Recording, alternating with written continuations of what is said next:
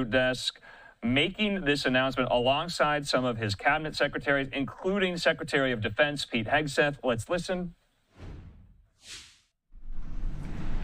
Thank you very much, and thank you for being here in the Oval Office, one of the great places of the world, as we make a historic announcement about the Golden Dome Missile Defense Shield. That's something we want, and Ronald Reagan wanted it many years ago, but they didn't have the technology. But it's something we're going to have. We're going to have it at the highest level. I want to thank Secretary Hegseth, who's been fantastic, and Secretary Rubio, and Space Force Vice Chief of Space Operations, General Mike Gutlein. I also want to recognize Senators Dan Sullivan, Kevin Cramer, and Jim Banks, fantastic senators, great talents, great political talents, and people that love our country. In the campaign, I promised the American people that I would build a cutting-edge missile defense shield to protect our homeland from the threat of foreign missile attack. And that's what we're doing. Today, I'm pleased to announce that we have officially selected an architecture for this state-of-the-art system that will deploy next-generation technologies across the land, sea, and space, including space-based sensors and interceptors. And Canada has called us, and they want to be a part of it. So we'll be talking to them. They want to have protection also. So as usual, we help Canada do the best we can. This design for the Golden Dome will integrate with our existing defense capabilities and should be fully operational before the end of my term. So we'll have it done in about 3 years. Once fully constructed, the Golden Dome will be capable of intercepting missiles even if they are launched from other sides of the world and even if they are launched from space.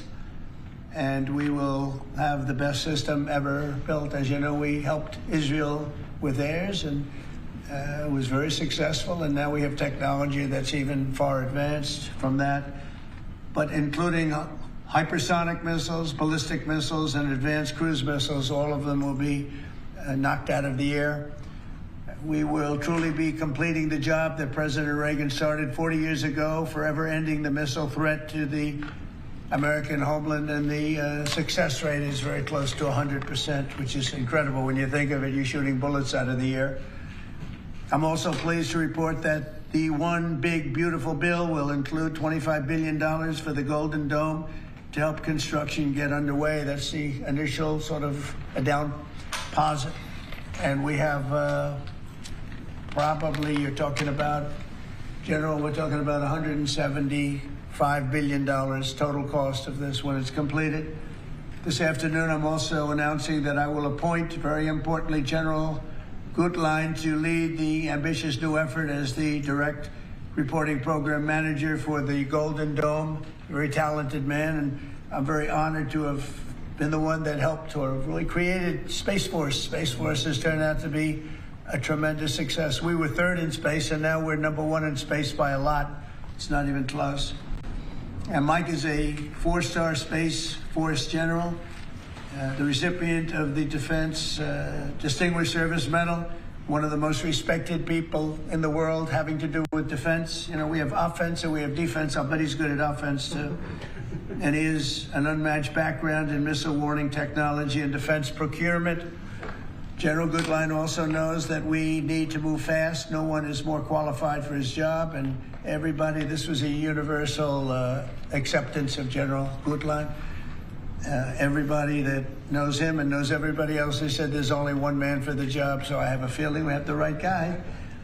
But now I'd like to invite Secretary Hegseth and the General to please say a few words and describe the system a little bit.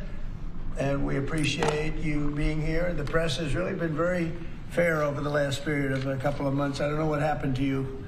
It was so much more exciting the other way, but you've been very, very fair. We have very high poll numbers, the highest we've ever had, and I think we're doing a great job. We had a tremendous trip to the Middle East, as you know. It was a really amazing trip, and now I came home, and this is the one I was really looking forward to this day, because this is very important for the success and even survival of our country. It's a pretty evil world out there, so this is something that goes a long way toward the survival of this great country. And as I said, we'll be discussing Canada, they want to hook in and they want to see if they can be a part of it. That sort of makes sense. I guess that's what I was talking about from day one. You know, it just automatically makes sense, and it won't be very difficult to do, but they'll pay their fair share. Thank you very much, everybody. And Pete, go ahead. Sure. Well, Mr. President, add this to the long and growing list of promises made and promises kept. Ultimately, this right here, the Golden Dome for America, is game changer. It's a generational investment in the security of America and Americans. Mr. President, you said we're going to secure our southern border and get 100% operational control after the previous administration allowed an invasion of people into our country. President Reagan 40 years ago cast the vision for it. The technology wasn't there. Now it is, and you're following through to say we will protect the homeland from cruise missiles, ballistic missiles, hypersonic missiles, drones, whether they're conventional or nuclear. And it's not lost on me, sir, also that you had the vision to start the Space Force, and here we are when the others said we didn't need it. Here we are in the Oval Office with one of the leaders of the Space Force in General Gutlein leading the charge on putting in place a game-changing Golden Dome for America. So, sir, it's an honor to be a part of this bold initiative. We're going to get to work on it. We have been since you signed that executive order on January 27th. We've been fast forward on this. We're here on this day, and this is just one stop in delivering this defense of the homeland, which is something you've charged us with doing, and we'll keep going until it is complete, sir. Thank you, Pete. Pete's doing a great job, by the way. Thank you very much. General, please. President, today is a great day for the nation as we double down on protection of the homeland. As you're aware, our adversaries have become very capable and very intent on holding the homeland at risk. While we have been focused on keeping the peace overseas, our adversaries have been quickly modernizing their nuclear forces, building out ballistic missiles capable of hosting multiple warheads, building out hypersonic missiles capable of attacking the United States within an hour and traveling at 6,000 miles an hour, building cruise missiles that can navigate around our radar and our defenses, building submarines that can sneak up on our shores, and worse yet, building space weapons.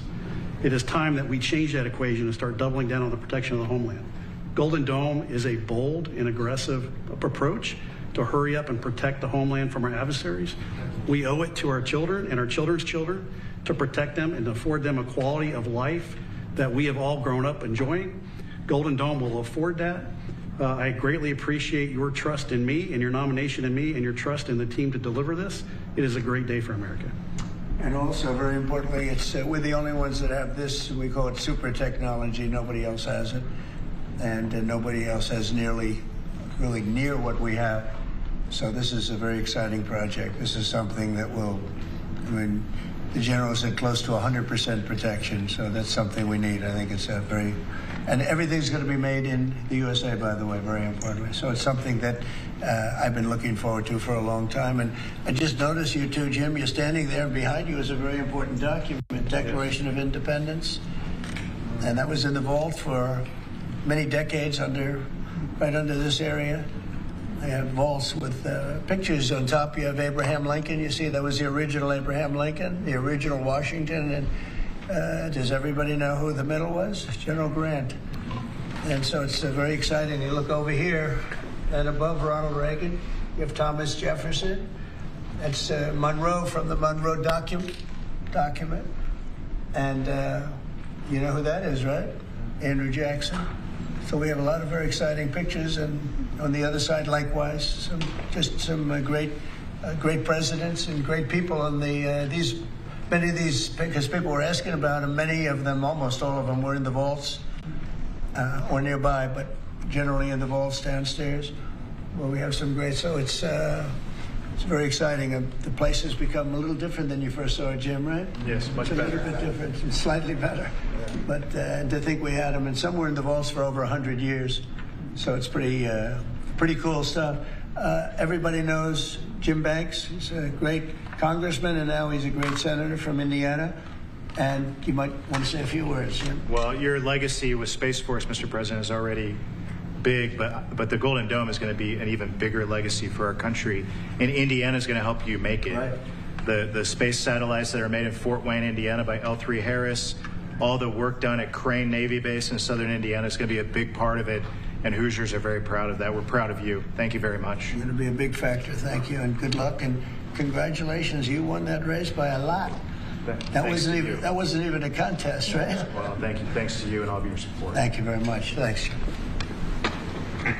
Please go ahead. You missed that. This is Senator Kramer, and he's one of our best. Can't get any better. Go ahead. Well, you're very nice, Mr. President, and thanks for this. And I remember the day in your first term when you called, and I was a brand new baby freshman senator on the Armed Services Committee, and you said, I want to have a Space Force. Would you lead the effort on the Senate Armed Services Committee? And I felt so proud thinking that you chose me, only to find out later no one else would do it.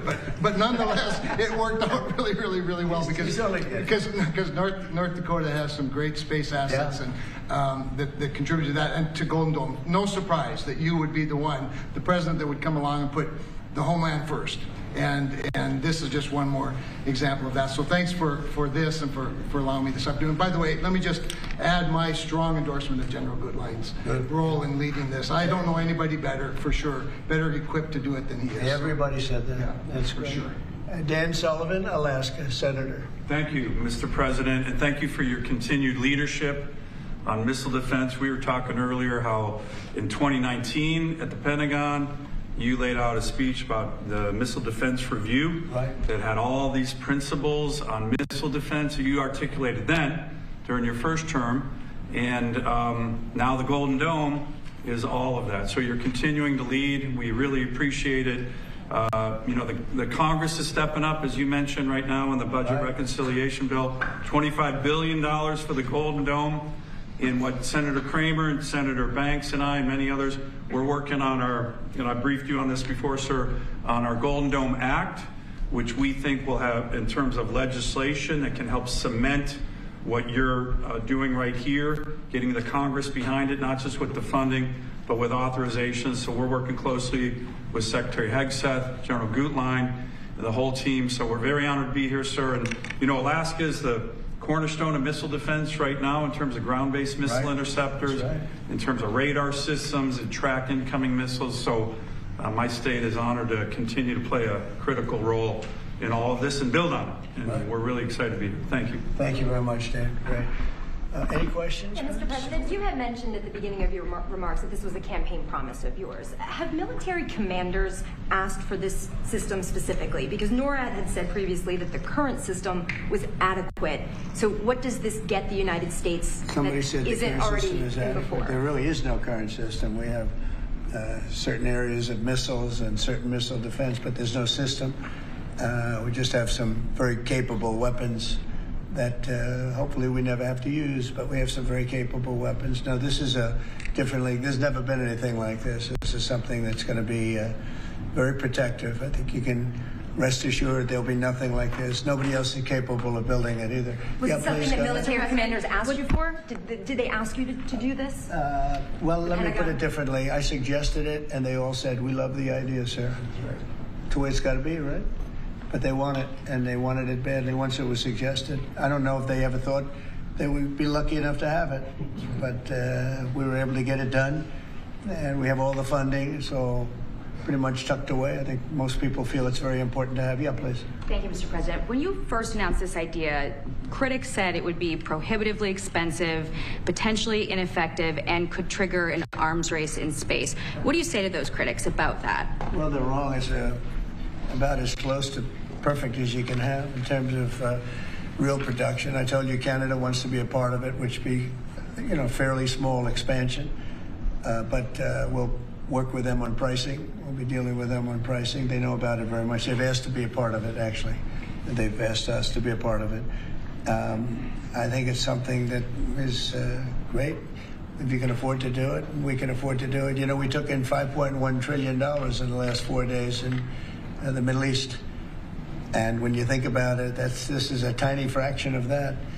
But we make it all here. We're going to make it all here. We have, I will tell you, an adversary told me, a very big adversary told me the most brilliant people in the world are Silicon Valley. He said, we cannot duplicate him. We can't. This was somebody that I won't tell you who it is, but you'd be amazed. We have the most brilliant minds in the world doing this kind of thing, the equipment, the space, the computers, everything. But I said that we just can't duplicate what you have there in Silicon Valley. We never have been able to, and there's a very strong group of people and very strong minds, but they can't. So we have things that nobody else can have. You see what we've done helping Israel with that. You probably wouldn't have in Israel. They launched probably 500 missiles altogether, and I think 1/2 of a missile got through, and that was only falling to the ground as scrap metal.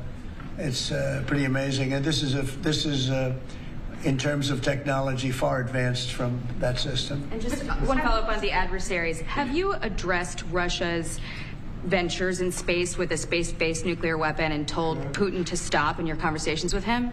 We haven't discussed it, but at the right time we will. Yeah. Mr. President, with the goal of keeping Americans safe with this, can you talk about the timeline? How long will this take to complete?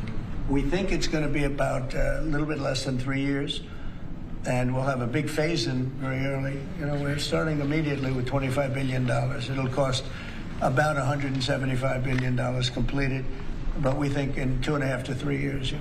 Are you confident that you can get the funding needed from Congress quickly? Yeah. It's amazing how easy this one is to fund. You know, some funding is tough and some is easy. When we say we're going to save everyone's lives in a crazy world, it seems to be very easy to get. Yeah, we've already spoken to everybody we have to speak to. Everybody's in, I would say, Dan, everybody's in line here, right? Yes, sir. $25 billion is a down payment in the budget reconciliation bill right now. Yeah, so I think people actually love it. Mr. President, on Russia, are you worried about the reports on a military buildup along the borders towards Finland and Norway? No, I don't worry about that at all. They're going to be very safe. Those are two countries that are going to be very safe. And the secondly, sir, if I may, Volodymyr Zelensky is saying today that he's hoping for you to impose new sanctions on Russia. Are you considering that? Well, that's going to be my determination. That's going to be nobody else's determination. We'll see how Russia behaves. We see what's going to happen. You know, we have a pretty critical time right now. I had a talk yesterday for 2.5 hours with President Putin, as you know. I also spoke to all of the European, or to many of them, leaders, but they were representing the whole. And I think we had very good conversations yesterday. Please. Thanks, Mr. President. What companies have asked to be involved in building this system, and have you decided on who will be building it at all? Yeah, I think I'll let you answer that. You can mention some of yours from Alaska's involved, and Alaska's a big part of it because locationally they're sort of perfect. I think that's your first line of defense in certain instances. And Kevin will tell you that his state's involved, but honestly, Georgia's going to be very big. Florida's going to be very big. They're all going to be very big. Jim, do you want to talk about Indiana? Yeah, in Fort Wayne, Indiana, where I live, we make all the space satellites at L3 Harris. Across the board, we're the top manufacturing state in the country. By the way, the tariffs have been very good for auto manufacturing in Indiana. So good. But this is going to be really good for the defense industry in my state. And there's so much money involved here. There are going to be a lot of American companies involved in making the Golden Dome possible. You might also say, you're talking about the tariffs, here's some of the biggest auto plants in the world moving into Indiana, only for one reason, maybe two reasons, November 5th and the tariffs, okay? Yes, sir. But the tariffs have driven tremendous business into this country. But you have one of the biggest in the world being built. The Honda Civics, right? The new Honda Civic made in Indiana. GM has added jobs. Eli Lilly moving pharmaceutical manufacturing from China to the United States, $27 billion. You go on and on with good news in Indiana and across the country because of the tariffs. Our country was cold as ice a year ago, and now we have the hottest country in the world. This is the hottest country in the world, nobody even close. If you look at even this last trip that I made, the respect that is paid to our country. We've went from being laughed at all over the world, and now we're the hottest country in the world by far. Dan, go ahead, please. Yes, sir, Mr. President. I think when you look at the system that you've laid out, it's an idea in your executive order of a layered defense. So you have initial ground-based missile interceptors, which are made by some of the big defense companies, Lockheed, Martin, Raytheon. But the beauty of your vision, Mr. President, is that it's layered, it's open architecture, and it goes up into space. So this is going to be some of the new defense tech companies that are very interested in it and can bring missile defense at a cost that I don't think, you said it, Mr. President, is unimaginable in terms of how much lower the cost is. So it's all across the board in terms of companies Senator Kramer and I just met with a bunch from last week that are interested in this. And you said it earlier, Mr. President, our technology sector is head and shoulders above any other place in the world, and they're going to be a key part of this, and I think that's why it makes it so exciting. Mr. President, I think one of the things and you alluded to this, the new autonomous space age defense ecosystem is more about Silicon Valley than it is about big metal, right? And so what's exciting about this is it makes it available to everybody to participate, to compete. Big companies, mid-sized companies, small companies, but General Gutlein is the perfect person, again, to sort all that out because he understands how it has to work together ultimately. And Pete, maybe we'll close with you. We have been discussing this for a long time. Pete and I used to discuss it when I was going to go on a show that he did very well and had tremendous ratings, but all he wanted to talk about was the military. He didn't want to talk about anything else. We used to talk about this. How about you closing it out? Yes, sir. I mean, like I said, without your vision, willing to say and do things when other people wanted to look away and pretend like the threat didn't exist, or be focused on foreign adventurism, some other threat that we've been told is affecting us. When you looked at the data, sir, from Russia to the Communist Chinese and their capabilities, what they're trying to do to supersede us and threaten us, how do we find the best innovators, the best military leaders, the best companies, tech companies? You mentioned open architecture. That's exactly right. So multiple companies can pour into this, sir. It's a layered defense. So if you miss at one, you catch at the next. And it integrates existing technologies that can speak to each other. So it moves quickly while also investing in further ranging space-based interceptors. So our enemies, our adversaries, are going to pay a lot of attention to this, just like they have to President Trump from day one. Sir, you're defending the homeland, defending the American people. It's going to benefit my kids, grandkids, all of ours in this room. So thank you for your leadership. We're going to charge ahead as fast as we can. Very good. Great job, everybody. Thank you. Thank you very much. Be involved in this, Mr. President. Will Elon Musk be a part of this, Mr. President? Thank you, Press. No cuts. No cuts to men. Thank you, everybody. Thank you, guys. No cuts to men. Guys, thank you. Thank you. Thank you. Thank you, Press. All right, so President Trump there making that announcement in the Oval Office alongside the Secretary of Defense, Pete Hegseth. Also some Republican members of Congress, Senator Jim Banks of Indiana, Senator Kevin Kramer of North Dakota, and also Senator Dan Sullivan there of Alaska. I want to just touch on and recap what was said here. I want to bring into the conversation right now Mark Montgomery with the Foundation for Defense of Democracies. He joins me. Mark, good to see you here. I know you were watching all of that. And I guess a couple questions, kind of rapid fire. Is this necessary? How much is this going to cost? Do we really need it? So thank you for having me. And yes, it's absolutely necessary. You know, every president since 9/11 has said defending the homeland is critical to me. Very few have done the investments. And when you look at defending the homeland, you have to defend the border, you have to defend against cyber attacks, and now you have to defend against these missile attacks. What's happened is over the last 20 years, our adversaries have seen that we were unwilling to make the investments in missile defense.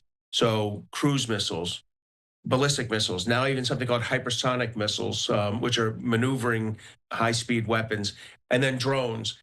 And the axis of aggressors, those authoritarian states, so you see it by Russia against Ukraine, Iran against Iran, what China's building against Taiwan, what North Korea builds against South Korea.